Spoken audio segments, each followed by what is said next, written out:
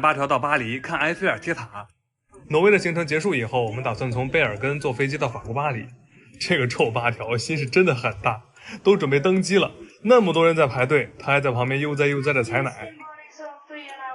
我们一共飞了3个小时，到巴黎的第一站就是埃菲尔铁塔。拍照了，八条，看我。刚拍完照，八条就在铁塔下面开始啃草了。出国这一趟，他算是把每个地儿的草都尝了一遍了。看完埃菲尔铁塔，我们又带八条去了卢浮宫。正往杜乐丽花园走呢，八条突然就被乌鸦给包围了。在他们的召唤下，这所有的乌鸦全都跑过来看八条来了。都来了，全来了，全来了。不仅是乌鸦，我刚带八条到水池边，那些鸭子也成群结队的跑过来了。可能他们都是第一次见外国猫，所以比较好奇吧。但是等八条从车上下来以后，这群鸭子又都游走了。欲擒故纵这一套可算让他们给玩明白了。不知道八条身上是有什么特殊魔力。我们在路边吃饭的时候，那些鸽子也被他吸引过来了。当时我们正在吃薯条呢，然后小智干脆就开启了喂鸡模式。结果一直追着八条那几只乌鸦不乐意了。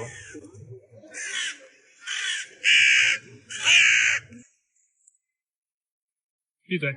我嫌乌鸦吵，就丢了根薯条给他，结果他居然嫌我的薯条太硬，还放到水里泡软了再吃。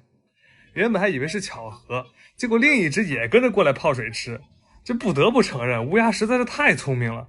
后面我仔细观察了一下，这些小家伙跟人类相处的都非常和谐，没有人会去伤害他们，所以他们也都特别的放松。或许在他们眼里，人类就是会给他们薯条吃的大朋友吧。到挪威的第3天，我们带八条去看了海和雪山。车刚开到海边，八条就已经迫不及待地站起来了。有时候真的感觉他的动作和表情都像个小孩。因为害怕他冷嘛，我们就在挪威当地给他买了件防风衣。谁能想到，就这块布居然价值800人民币！哦，好漂亮！这是八条喵生当中的第一次近距离接触大海。结果八条走到海边的第一件事，居然是开始啃草。海边的草不咸吗？八条，他就跟个好奇宝宝似的，一看到什么他都得凑过去瞅瞅。挪威这边的自然风景是真的很美，感觉随便截个图都能当封面。在海边待了一会儿，我们就开着车继续往山上走。随着海拔越来越高，周围的景色也都变了。我们挑了一个合适的位置，想让八条下来看看雪山，结果他又顾着啃草。不过很明显，这边的草不好吃。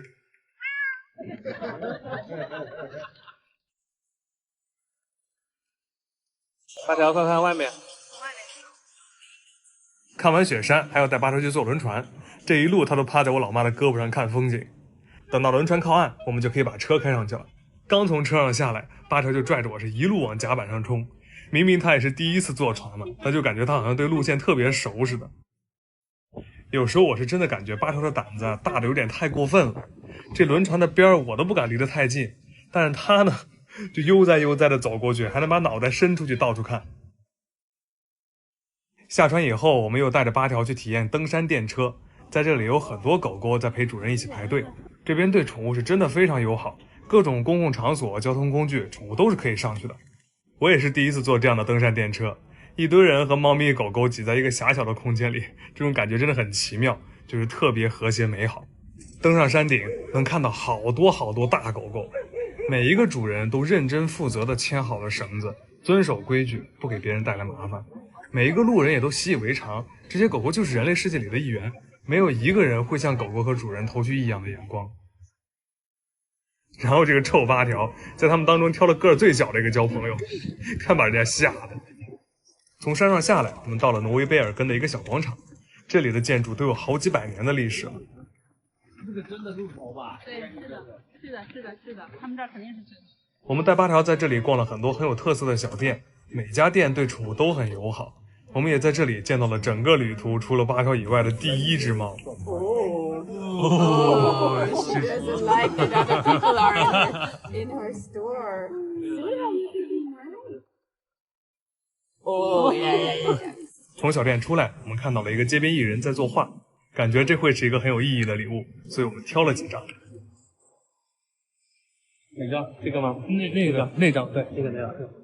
回头直播的时候把它放到福袋里。接下来要带八条去法国巴黎了，期待一下八条在巴黎能不能交到新的朋友。谢谢你吧。挪威的乌鸦居然想吃八条。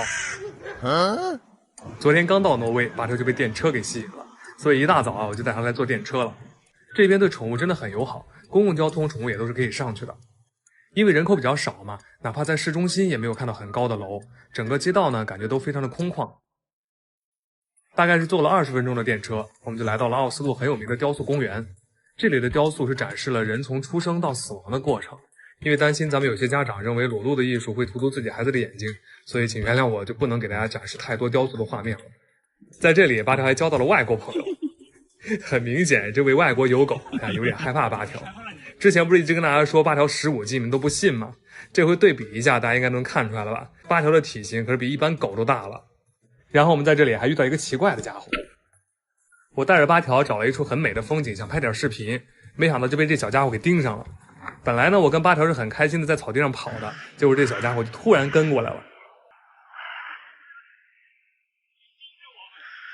而且我们就算换了地方，他还是在后面跟着。他就是故意过来的，他就是故意的。接下来整个公园的行程里，他都一直是跟在旁边，而且还叫来了很多他的小伙伴，一起冲着八条叫。乌鸦很聪明，他们之间也是有交流的。而且乌鸦还很欠，之前我就看视频，乌鸦特别喜欢咬别的小动物的屁股。这乌鸦越来越多了。八条，你快点跑，他们要咬你屁股，快走！八条也怕被咬屁股。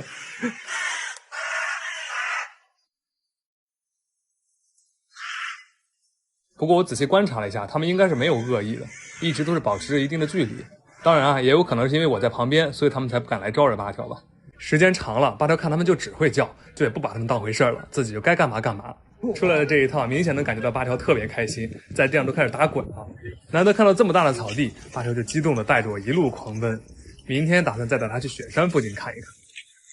八条也太社牛了吧！开车12个小时带八条来上海看踏博会。我担心八条会害怕，所以就找了个地方想让他先缓缓。结果人家直接跳下来上了个厕所，上完厕所就拉着我开始逛展会了。看来我这担心啊，真是多余的。踏博会的现场可以说是人山人海，连走路都绊脚。但是八条是一点都不带怂的，拉着我是到处逛，而且呢，哪人多他去哪儿。他这爱凑热闹的性格真是没谁了。在现场，八条还认识了很多新朋友，有一只小狗长得就像个棉花糖。看得出来他们俩互相都很喜欢。八条走的时候，这个小棉花糖还在屁股后面跟着。有一只小柯基跑过来就把一亿给八条的冻干抢走了。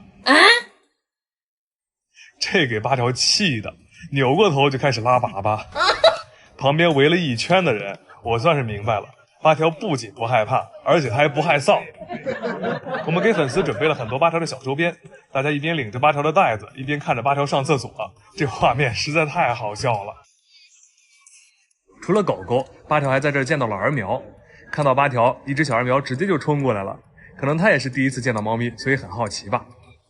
这个八条都已经看呆了，不过待会儿还有很多地方要逛，我就把它叫回来。八条过来。八条营业真的特别给力，旁边围满了人，他还主动让大家摸摸。不过啊，这摸完必须得给吃的。这个小土匪直接把头都插到人家手提袋里了。他那么主动，所以这一路上也是收到了各种投喂。品牌爸爸们对八条也都特别好，准备了超多礼包，这满满的一大车都是八条赚来的，回家以后可以分给院里的猫们了。最后呢，还要带着八条和粉丝们合影。营业了一整天的八条是彻底累趴了，找了个角落他就躺下来了，喝水的时候他都懒得站起来。不过给院里的兄弟们赚了这么多好吃的，这一趟真的不亏了。